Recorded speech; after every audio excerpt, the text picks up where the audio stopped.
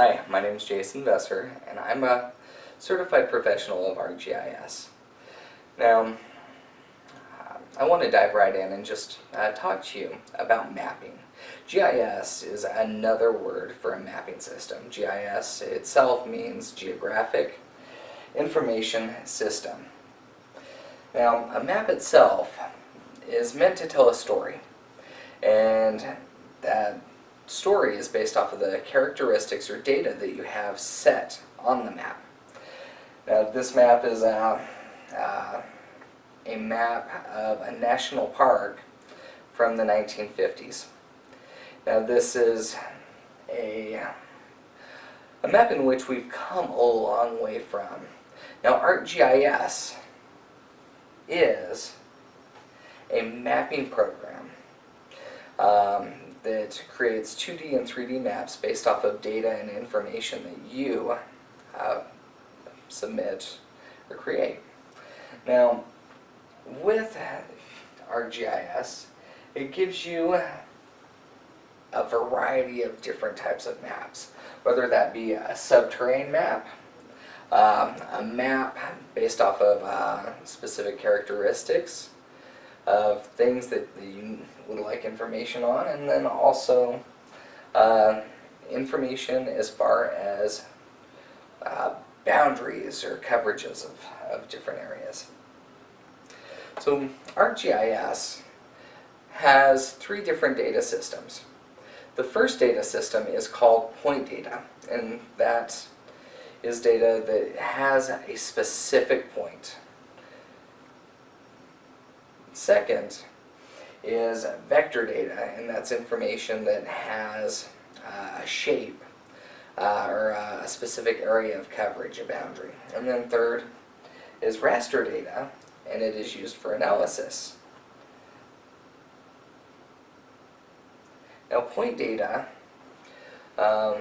would be something like a building or a fire hydrant or a store, a business, a house.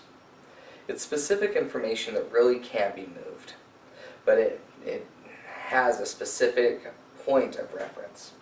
Now, the concept is actually really simple. So with my example, I wanted to show something rather complex. Now, this is a 3D subterranean map that has been built in ArcGIS. And what this is mineral excavation, where they drill into the earth several hundreds of feet, and then they pull out the sediment, and they're able to tell it, or based off of the feet, where the high value of mineral composites are. Now, here is an example of a map that has been used to show the layering and the depth of the minerals that have been found. Now, you can see with the map that has been created that there is high levels of density in this area, and the further you go to this area, it actually becomes less and less dense and more shallow.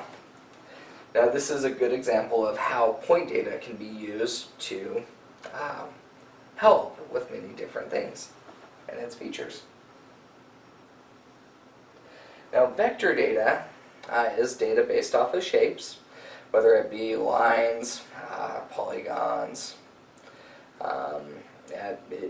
It is information that has a specific area that needs to be shown. Now, with this is a map that I've created for ISU for the student parking. And what this shows is the vector data, or the shapes of the parking areas, yellow being student parking, and red being faculty parking, and green being dormitory parking. And you can see the value or the story that when applied to a map,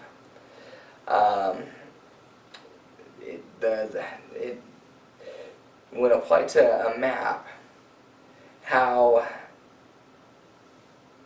it tells a story of where you should park and where you shouldn't. Now, the final information is raster data, and raster data is specific information used for analysis. And that could be anything with a set of values, such as yes or no, or to more complex things, with where you're able to filter through. So in this example, we have Metro PCS. And you're able to see the 3 different points. Right here, and right here. Now this is a map that I've created, or had created, for Metro PCS. And the first location is the location of the Pine Ridge Mall. The next location is Yellowstone, and then a little further down is another location just further down on Yellowstone. Now, with this map, this is just a demographic filter of the age range, or for the age range and spending habits. So with this value filtered out, Metro PCS has their age range of clientele between 18 and 35. Now the spending habits in the mall are actually very, very low. You can tell that in the blue color field. Now the red, orange, yellow areas expanding out are actually very, very high points of that demographic spending. Now, Metro PCS had first put their store at the Pine Ridge Mall, and then on Yellowstone and further down on Yellowstone. Now, if Metro PCS had used the raster data for the demographics, I am sure that they would have skipped the Pine Ridge Mall as a place of business and went instead along Yellowstone Road. So that is a value in itself. Now, how is ArcGIS good for you, or what can it do? Well, as we are college professionals, all of us have different futures. However, our futures are in leadership.